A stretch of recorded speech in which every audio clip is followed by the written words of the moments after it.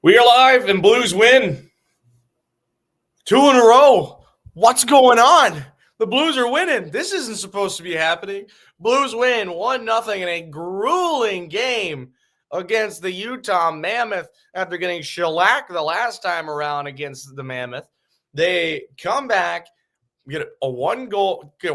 That's it. Dylan Holloway putting it away, and they pick up the win. Thomas Welsh, I'm Jacob Stonick. This is STL Sports Central Blues Central Post Game, brought to you by the fellas over at Drink Thunder. Fuel your fire with Drink Thunder, the all-natural pre-workout that hits different. Plant-based, fruit-powered, zero sugar, sweetened naturally with monk fruit. Each serving is packed with vitamins, minerals, and antioxidants to ignite your energy and push your performance to the next level. Choose your flavor: orange mango, blackberry lemonade, strawberry cream. Feel the rush the natural way. Order now at drinkthunder.com. Drink Thunder. Pure power, no crash, all natural. And yes, I did try to read that as fast as possible, but I figured I'd slow it down a little bit just so you could take in the information. Check out Drink Thunder, a big sponsor for us. But this is a really good way to usher in a new era of sports coming up here soon for Missouri. But this is, excuse me, kind of a new era right now for the Blues in this season, as they've kind of picked it up. And this was a really good win for the Blues. As D Browns say here, I love the, keeping us in check here. That thank you, Hunter. Thank you. It's exactly what they did. We've seen kind of different things of different spots for the Blues, but we really haven't seen this side of the Blues yet that they showed this game, which was the defense and the pressure, blocking shots, getting out front. Hofer, legacy game tonight. Incredible stuff from him tonight. I mean, they had more blocked shots than Utah did shots on goal. I mean, just incredible stuff tonight by the Blues. But this was a needed win to prove themselves in many different ways, and they get it 1-0 over the Mammoth. Thomas, your initial thoughts here?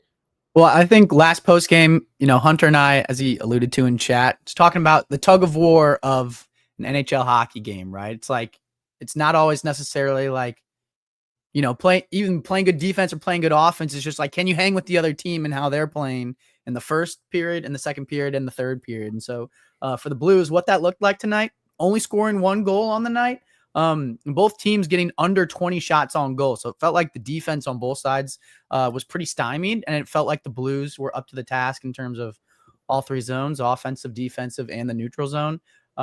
Yeah, it's building off of the win of last game, right? Which we talked about was also important on the last post game. Something to build off of from the last game was the success of the top six. And the only guy that got on the score sheet tonight and put one in the back of the net for the St. Louis Blues was Dylan Holloway, who was in your top six. And part of that, whether or not this team decides to blow it up with Doug Armstrong and, it's trending in the wrong direction, or they start figuring things out and keep things in the fold, I think Dylan Holloway, regardless, will be part of that future core of the St. Louis Blues, and really both, offer sheet guys, because the guys from Edmonton have just been phenomenal for us. And Philip Broberg played phenomenal tonight and showed why he's a future number one defenseman for this team. He's going to make some big bucks when his contract comes up. But like you alluded to, Jacob, legacy game from Joel Hofer. If you're in the camp of, listen to all these trade speculations and you hear Jordan Binnington's name being thrown around as a potential trade option for Edmonton and getting Stuart Skinner back, which, you can say what you want about that return and whether or not those conversations have actually happened recently with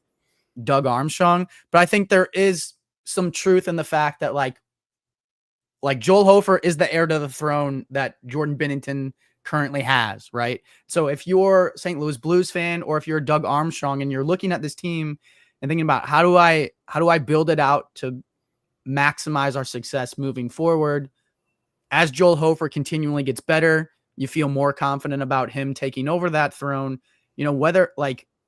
I think whether or not you bring back Jordan Binnington hinges a lot on how ready you think Joel Hofer is, but also on the play of Jordan Binnington, right? So if Jordan Binnington's not in your plans past a couple seasons down when he's up for a new contract, because he's probably going to want a pay raise. And I mean, the guy's a starter for Team Canada and, has played pretty admirably in front of a bunch of, rough defenses. But, he's got the pedigree, he's got the Stanley Cup, and we know he's capable of putting a team on his back. So if Doug Armstrong wants to save some money and start allocating those dollars somewhere else, like Joel Hofer, like I said, is the next in line to that throne. So, like, you have to weigh all of those options, right? And if you're going to lose Jordan Binnington, you got to get something for him, because just letting him walk in free agency, I think, is not ideal, right? But if you're in the camp of like Joel Hofer is not ready, we've seen him be an absolute nightmare throughout the course of this season, which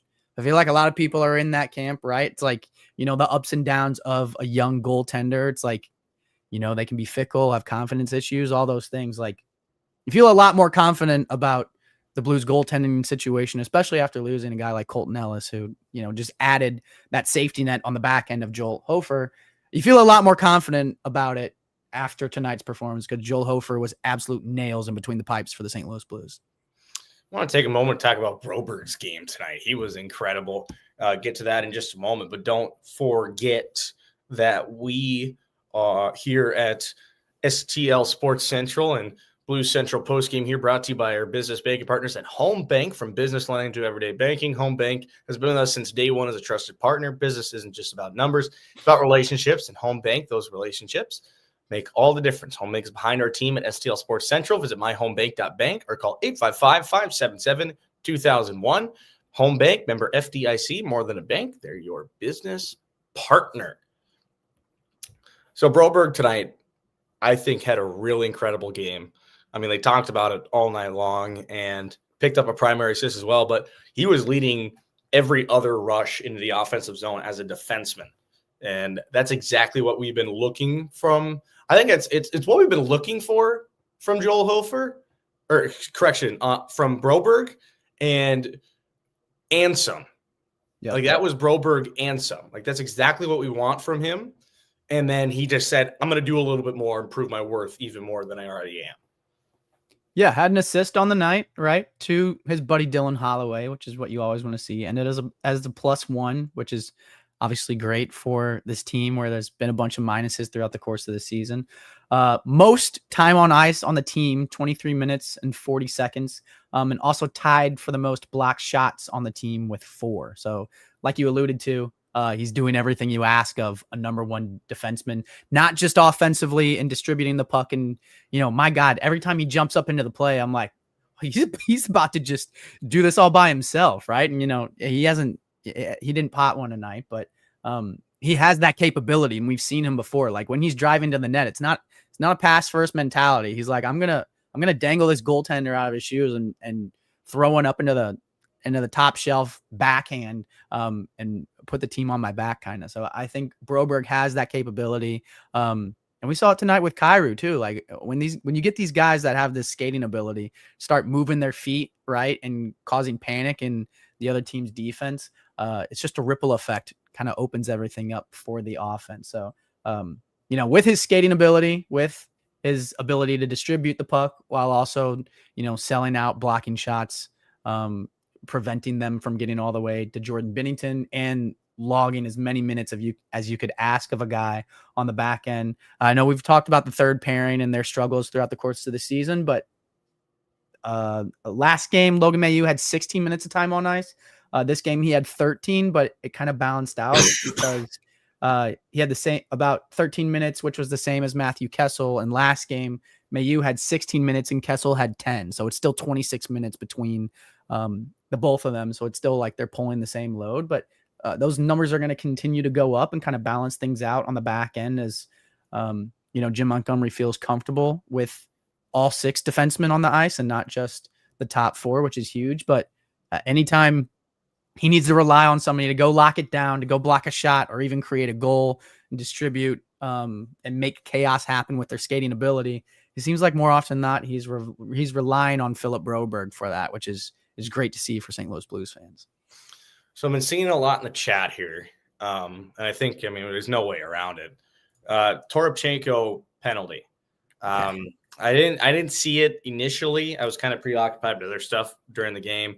And yeah, as I'm watching the replay that they got here on Twitter, it was to the pad of the breezers of Cooley, not to his knee. It wasn't knee on knee, nor did Toropchenko really stick his leg out. He was using his one leg and kind of didn't really stick a knee out.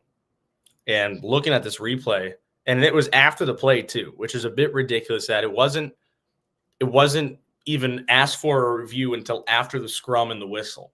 So me looking at this now, I don't think it's a penalty. I don't think it's a game misconduct. I mean, maybe I can see maybe how it's a trip. Don't get me wrong, but a major, right? I think that's a bit much. I'd love to hear your opinion on it. Yeah, I think just on top of that, like it's frustrating because I think we were all seeing the same replay. So if you're not calling a penalty on the ice initially, I don't know what you see on the replay to change your mind, because to me, it's pretty obvious and evident that there was no extension of Toropchenko's knee as Logan Cooley's coming down. Now, that being said, like Logan Cooley's been on an absolute rampage this season. I believe he had like he's just been firing pucks into the back of the net like at a crazy clip, right? So, and we even saw that the last game when we went up against him. So, you know, anytime you've got a perceived like superstar in this scenario and he's like immediately, you know, goes down with an injury and the bench is like losing their mind because like one of their top players is, you know, probably going to be out the rest of the game. And it looks like, you know, the way that he was limping off the ice and not putting any weight on it, like seems like he's going to miss some time. I feel like there's always pressure on referees in those scenarios to make a call or like kind of even things up. It's like, oh, if they're missing Logan Cooley, like we have to get rid of Toropchenko in this scenario. But like you said, Jacob, like that's the only explanation I can see of like, you know, the evening up of referees that we know exists throughout the course of this league is the entire reason for the game misconduct there, because I can't see, I don't know what else Toropchenko is supposed to do there. Like he's playing the body the whole way, right? Like all he's trying to do is play defense. He's not making like an exaggerated extension of his knee to prevent Cooley from getting by him. It's just an unfortunate circumstance, which we saw the same thing, like an unfortunate circumstance at the end of the game with Oscar Sundqvist just getting absolutely clobbered by a stick off the nose, and it's on a follow through. So like, it doesn't matter obviously, but it's like, you know, I think there are cases in the NHL where people get hurt, whether it's superstars or not, that are unfortunate circumstances, and you don't have to make a call every time just because somebody's leaving the ice in pain. Yeah, it's a bit ridiculous in my mind. Not gonna hopefully draw this out too much. We still got Illini post game coming up next. They took down Northwestern today, just a few minutes ago. So why don't we get to have some fun, get another ad read in here. And I think this is the most fun ad read we have because a couple of days is going to be one of the most fun days in Missouri sports history. Especially if they keep winning. Oh, yeah. You know what I'm talking about. That's right. Gambling and DraftKings. That's our next game, too, is on Monday, December 1st. And that is it's going to be awesome. That first game is going to be gambling amazing. Opens up in the great state of Missouri. God, I cannot wait. Yeah, he's shaking like an addict over there. Yeah, just like, y'all got any of those parlays? Scratching at the neck. Thomas is a slight degenerate, but we won't worry about it. But hey, don't forget, though, download the DraftKings Sportsbook app and use code STL Sports. New Missouri customers bet $5 and get $300 in bonus bets instantly. That's code STL Sports. The crown is yours in partnership with DraftKings Sportsbook. Gambling problem? Call 1-800-GAMBLER. 21 and over. Physically present in Missouri. Eligibility and restrictions apply. Subject to regulatory licensing requirements. Bonus bets are non-withdrawable and expire 7 days after issuance. For additional terms and responsible gaming resources, see sportsbook.draftkings.com/promos. Okay, Jacob, I got a question for you. I know chat was talking about it a little bit earlier. They were talking about 3 stars of the game, and they were saying Joel Hofer, Dylan Holloway, and Philip Broberg. I think we have to go honorable mention here. I think we got to go Pavel Buchnevich. Did you see that diving clearance at the end of the game?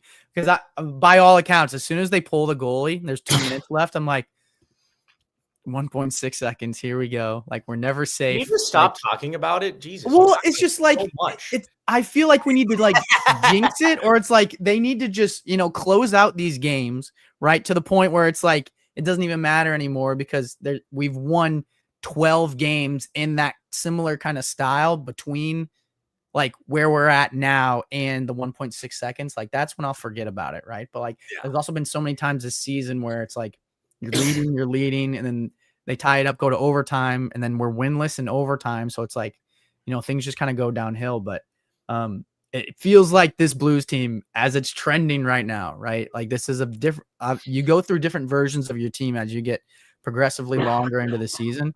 The defense that this team is playing right now is pretty stellar. I don't know. Like it feels like they kind of shifted their system, and we talked about being more aggressive when the puck kind of gets to the blue line and it's switching from point to point, like aggressive and closing those gaps. That way they don't just have like all the time in the world to find those slots and find those, little windows to just kind of throw pucks on net with a bunch of traffic in front of Binner.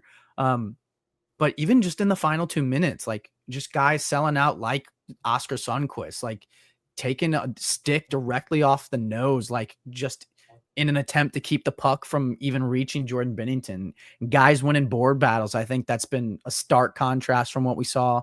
Or Hofer. Yeah, sorry. But yeah, just keeping the puck from getting funneled towards Hofer.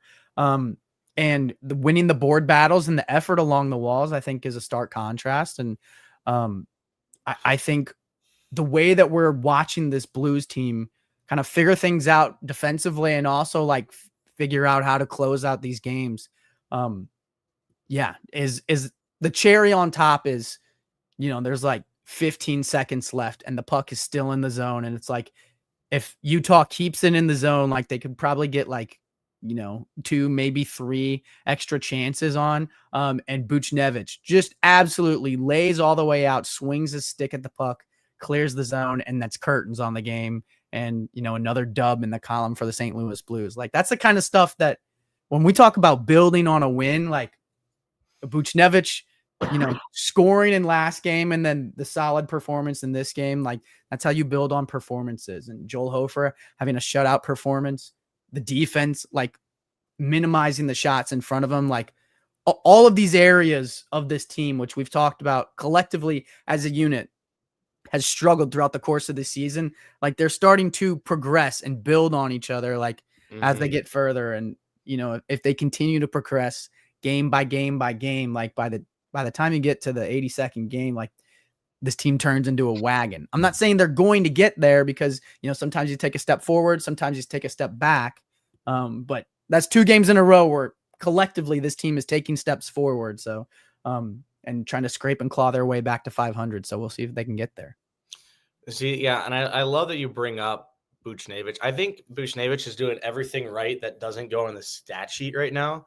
It's the problem is that we're expecting the numbers from him, and that is not what is producing. As today, he goes no goals, no assists, even on the plus minus.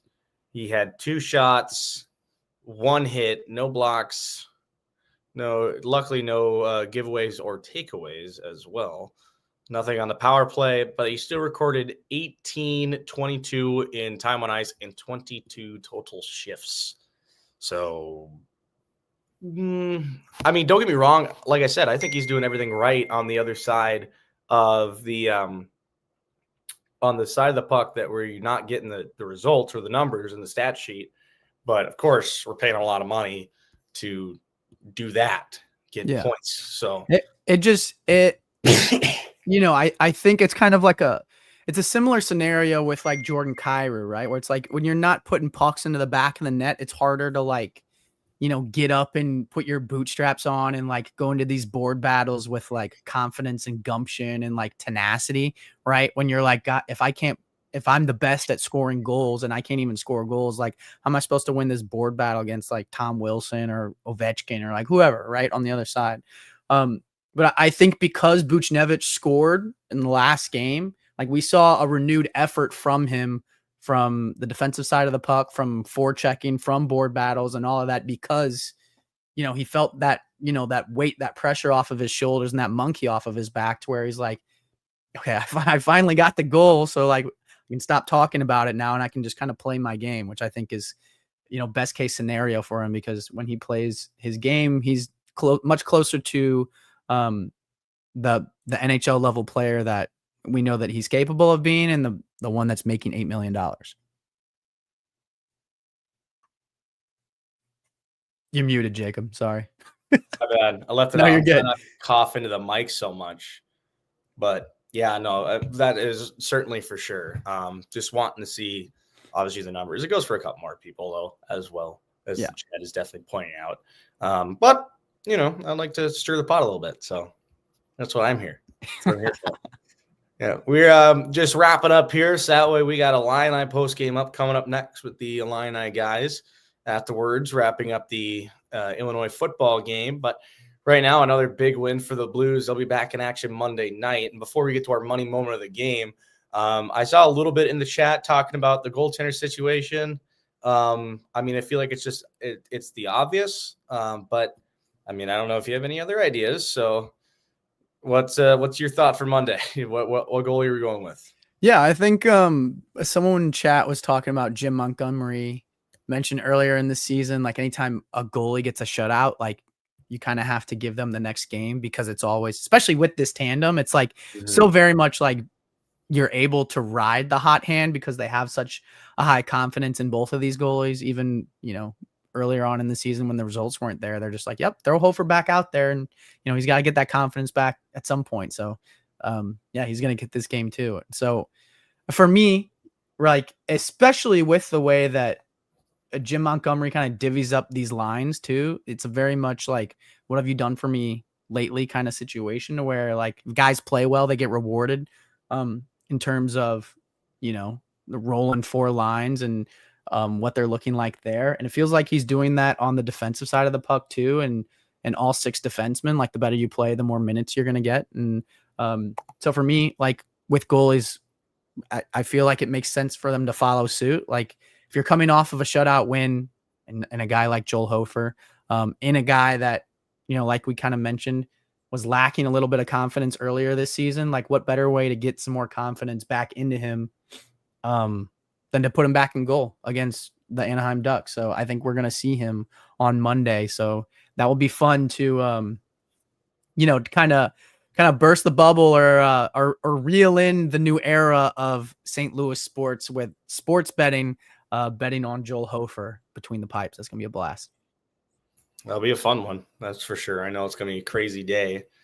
Sadly, it's got to be on a Monday, and I don't really feel like gambling on a Monday, nor can I legally just yet. So I'm gonna leave all the gambling to Thomas, and I'm sure he'll give you multiple tips. So keep an eye out on the old X for all of his fresh tips. Might have to get a fresh segment on here. Thomas's gambling tips or whatever. We'll think about it. We'll come up with something. I'm not going to guarantee you that I'm going to be nasty right off the jump, but I think I'm going to figure out a way to at least find some kind of success there, right? And I don't think it's going to be like 12 leg parlays that have like a 0.006. There you go. That's the way. Yeah, chance of hitting, but maybe like a 2 or 3 legger, or maybe like some locks that I'm feeling nicey with. So yeah, Thomas's tips. That's a good one. There you go.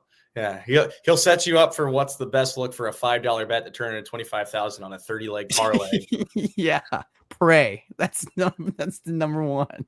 That's all it's going to be. Either that, or it's just going to be Thomas loses you money all year long. Yeah, that's my other one. Wager. Thomas, that's cool. Yeah, my other one like is just that too. Jake Hall's firing them out, dude. We gotta get this guy in the market. Tommy Big Bets, I like that one too. Tommy's Big Bets. Nice one by Hunter. Yeah. Pitching in on the chat. I kind of like that. Don't bet the hair. Great call there by Ace. Yeah, let's bet the hair. Good news is I don't have to anymore because I can just bet money.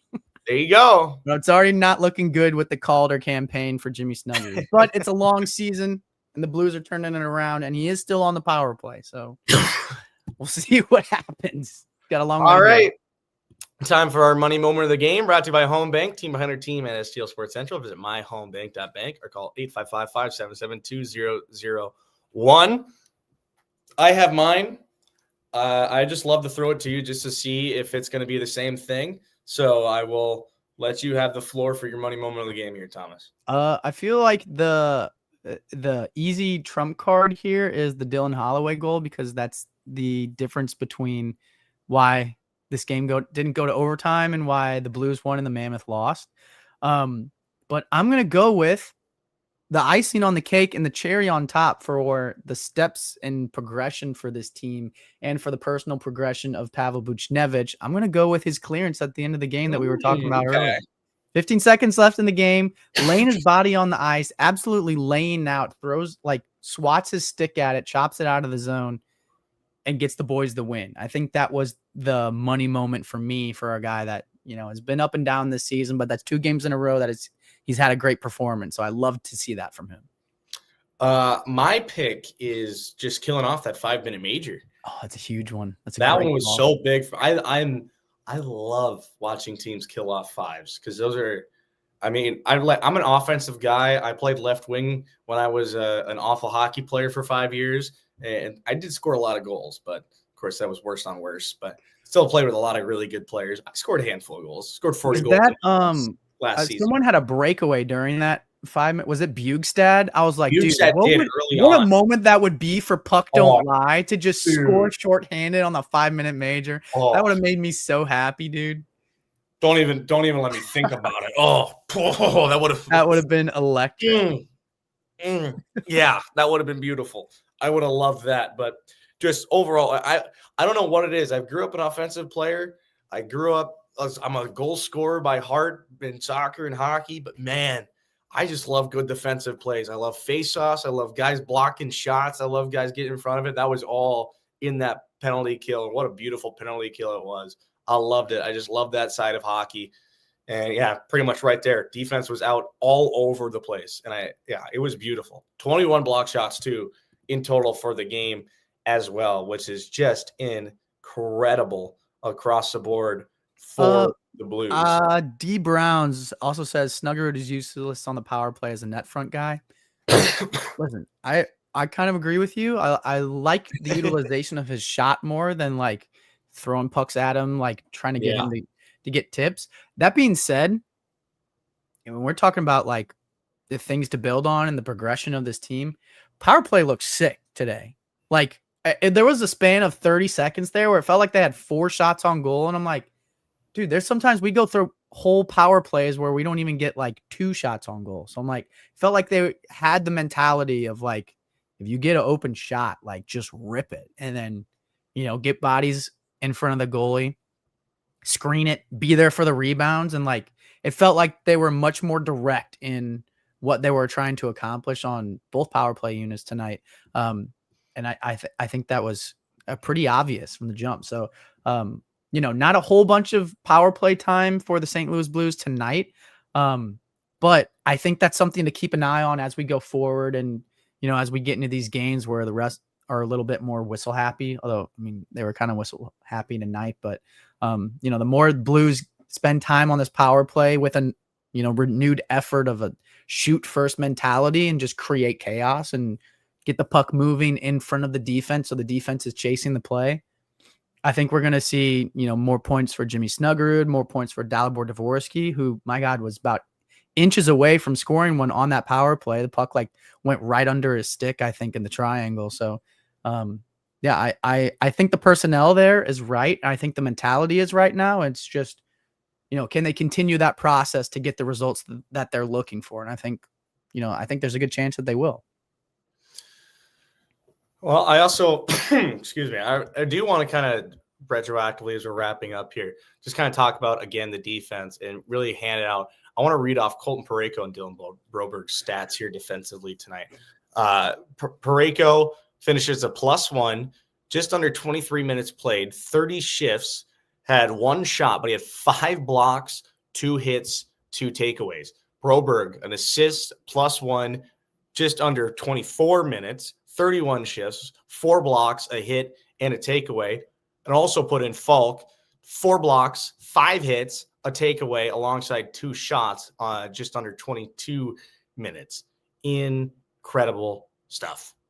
And also Mayu, and that's Mayu, 2 blocks and 2 hits for him too. So, and that's what you need from those guys, right? Like that, those are the guys that you went into the season like relying on, and those are the same ones that, starting the season we're kind of struggling. So now if those guys are driving the bus on the defensive side of the puck, and Cam Fowler kind of falls into that fold too, as he, takes steps forward in this team and gets closer to the Cam Fowler that we saw last season, this team is going to start trending in the right direction quickly, and we're going to start to see the wins pile up. Now, that being said, like I said, they have to keep trending in this direction, and you can't have too many steps backwards, even if they lose, which I talked about on the last post game. I was like, I think this Utah game is going to be a lot closer than people are expecting.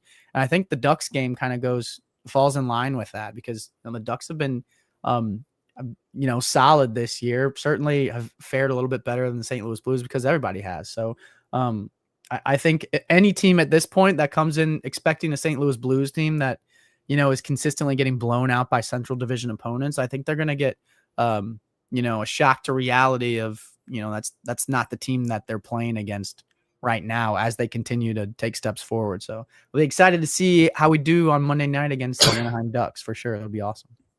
Puck drop for that game, if I can pull it up quickly. 7 o'clock. 7 o'clock. Thank you, Thomas. And we'll have Gotcha. post game right about that. Just about, I would assume the same time, give or take, of this game. Maybe a little earlier without, lengthier review for some BS. But really good. We'll be back on Monday. And don't forget, follow us on every social media. We're on just about anything you got, especially Instagram, X, and obviously here on YouTube. Check out all the live stuff and check out the website. And don't forget also, become an insider. Be an STL Sports Insider, because there's a lot of really cool stuff that comes along with it. You still get everything here that you've been getting for the past year, and getting close to a year now. Everything's you've been getting for ever since February. All this stuff and then some. A lot more stuff. You get extra Bernie, extra Randy. You might even get some extra stuff from us. There's a really cool experience with Jamal Myers coming up for a Blues game. So just thought, put that in there. So, I mean, it's so worth it. It helps all of us out. And I know everyone would definitely enjoy it for sure. If I wasn't involved, I honestly probably would have subscribed just to say, just put that out there. So make sure to become an insider. It's completely worth it. There's a lot of fun stuff, some cool prizes, really cool experiences coming up, and even more stuff as we get deeper into this, deeper into the program here. We're going to have even more fun stuff come up. We're always thinking of stuff, and all of it's all for the fans. So that's what we're here for. And that's what we're hoping you guys enjoy it as well. And we'll keep pumping out as much content as possible on top and some on top of it, because I know you guys enjoy it. We certainly enjoy being around you guys and kind of being the voice of the fans a little bit. Certainly we enjoy that, but knowing that you guys still have just as much of a voice as us is probably even better. I think I enjoy that the most. So, Thomas, final thoughts on today's matchup here. Yeah, I'm just, with every win that this team pieces together, and even like, you can say what you want about like a team winning means it's a good result, right? But if the process looks awful in the process, right? Like, I don't think you can feel that great. Like if you're just beating up on bad teams, even when the Blues are succeeding. But for this Blues team right now, it feels like everything that they've been struggling at, right, and everything that Jim Montgomery has been talking to him about at practices is kind of starting to come to fruition, and they're starting to, see the product of the work that they've been putting in at practice. So, I'm just excited to see as they get this ball rolling downhill, how much momentum this team really has, because I feel like we saw the height of it, 8 short months ago as they, went streaking to a playoff spot. Like, there's no reason they can't go streaking again, right? God willing, like what these schedules look like what the talent looks like, what kind of steps we see from Robert